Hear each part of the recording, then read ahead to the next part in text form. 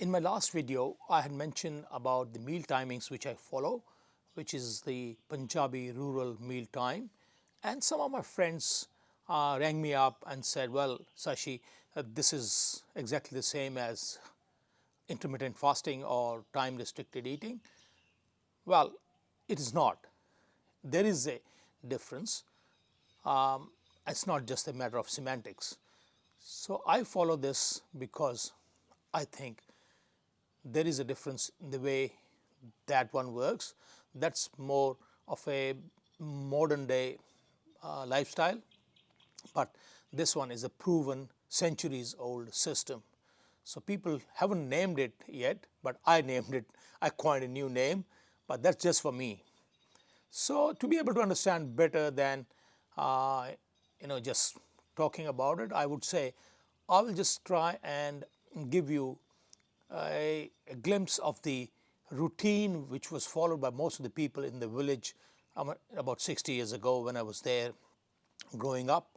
And my family was there. My father used to be in the army, but my uncle, who was the in charge of the household, he was the farmer, and he used to follow a routine, and the rest of the family used to just follow things around him. So, see, all the farmers in the village were all marginal farmers, like 2 acres or 3 acres of land, some buffaloes, some cows, some goats and sheep and things like that, and bits and pieces. So the whole thing used to roam around it, and it was not only the able-bodied men or women who used to be helping out. Everybody used to chip in with their labor. Even the kids who were 6, 7, 8 years old, just like me, we had to do some part of the job in the house or in the fields. So, and the rule for the meal timings was the same for everybody else. So there was not a rule. It's like a, not even a lifestyle, you can say. It is like a cultural issue. It was more cultural, the way the people lived their life those days. So I would try and give you a bit of a glimpse on that. So what used to happen is my uncle, he used to get up around 2 hours before sunrise, summers or winters, no matter. About 4 o'clock in the morning, you can say, and go away to the fields. Over there, he will have a lot of work to do, all labor. So it be pruning, weeding, harvesting, sowing, tilling, you name a thing, everything to do with the farm, because it was like a small farm, all things were have to be done manually with your hands. So he used to just go out about 4 o'clock and work till about 8:30. So let's say 8:39. So 4 to 5 hours of hard labor, early morning, fasted, no meal, no cup of tea, no snack, nothing. That was the routine. And at about 8 o'clock or 9, my auntie will go there. She would have prepared the breakfast. She'll go there and with the breakfast. So exactly the same breakfast every day. Curd, butter, chapatis, some seasonal vegetable, and a buttermilk, which is called lassi. That's it. No tea, no sugar, no snacks, no fruits, nothing else. That's all we used to get at about 8:39. He'll finish his breakfast, auntie will return back home, and he will continue to work in the fields. So during the summertime, it'll be from 9 o'clock to 12 o'clock will be some kind of a light work because the sun was quite hot. But in the winters, he'll just continue from 9 o'clock till about 4 o'clock in the evening. But in summers, he'll take a break at about 12 and just rest in the fields. He wouldn't come back home.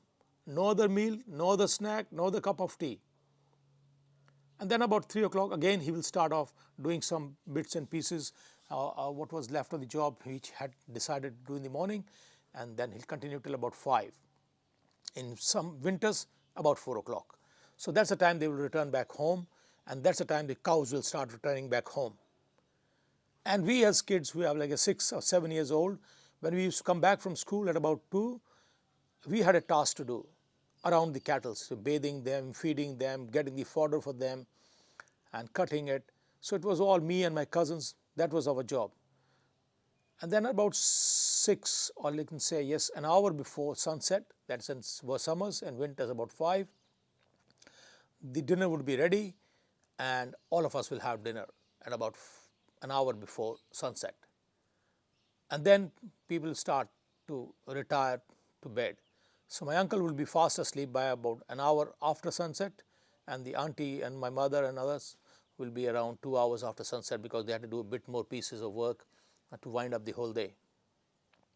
So that was the thing. That was the routine. So if you see, there are two meals: one breakfast at about 8 o'clock, 9, one dinner at about 6. In between, there is nothing. But the emphasis is not on eating. The emphasis was on the work part of it.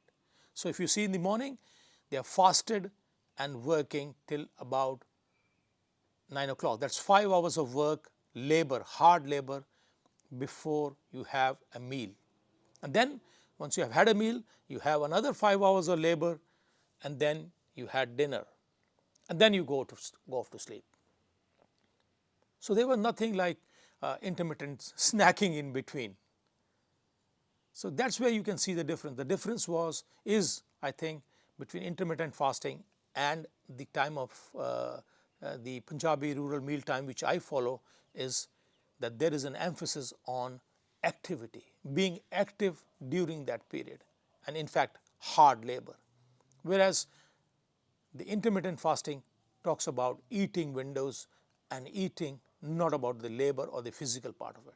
Of course, there will be people who will follow that kind of a routine, will also follow some kind of a physical exercise.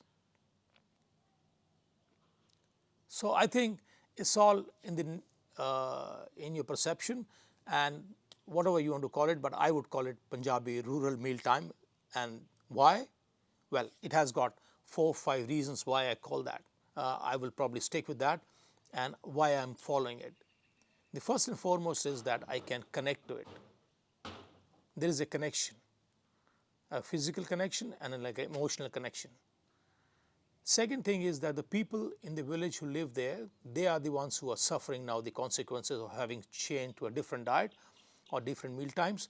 So they need to be reminded about that. And it will be very easy for me to just go back and get them back to track where they were before 60 years ago. That is, if I become a bit successful in what I'm doing, I will probably be able to convince them to get back so that they can reap the benefits of all this. The third thing is that this meal timings that synchronizes with the circadian rhythm. So you sunset and sunrise and your body clock moves around it. That's the best thing. You can see scientific evidence in its favor. And the fourth thing is that it's sustainable. Means some people are asking me, oh, can you do it long time? Of course. People did it from their birth to death and for centuries. So if they could do that, you can do it. I can do it. And the last thing is that this is something which is our own, so it is probably easy to adapt. Well, has it helped me? Yes, it is helping me. I haven't reached a stage where I can say, yes, I'm following that thing 100%. I follow the meal timings, that's pretty good. I follow the time of wake up. I'm about 1.5 hours before sunrise, but I don't have that kind of a hard labor to do in that morning time. So I do my meditation, I do bits and pieces in the house, but don't go for an exercise or a gym at that time. But I'm going to start that. But then my breakfast timings are good, and during the day I don't really have very much, just a cup of coffee in midway, and then dinner time is a bit early. But I do have an exercise period from 4 o'clock to about 6, 7 o'clock in the evening. And I am sleeping about 2 hours after sunset. So there is a bit of a rhythm which I am following, but there is something which is still missing, and I'm finding it hard to find that kind of a hard labor. But I do try and remain active during the period. So I don't sit down in the office. I generally keep standing. I move about. I do things which could be physical, even in our office, although it doesn't have much physical work to do. But I do a bit of gardening when I come back from office at about 3. So there is something which I try and do, but there is nothing much which I can relate to with respect to the timings which my uncle used to follow. But anyway, I leave it for all of you to decide whether you should follow this or you should not follow this, but I'm going to follow it, And I'd say no harm in trying. Just try. If you can follow, if it helps, it'll be good. And if it fits in with your routine, much better. See you again.